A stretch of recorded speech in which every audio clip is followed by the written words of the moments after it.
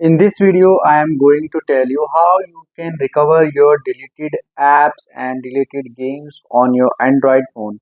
So I recently deleted some apps and games which I want to recover.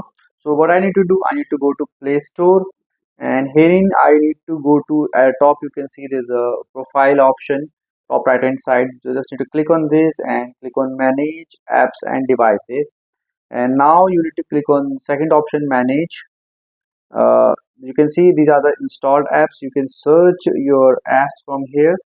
These are the installed. You need to click on not installed. So these are the apps which I have installed earlier, and I deleted them. These are the apps, and here at the right hand side you can see there's an option of games. You can click on games as well. It will show you games, all the games and apps. So now there's an option of name. You can see in front of app. Just tap on this, and you can click on recently updated. So these are the recent apps which I have uninstalled from my device.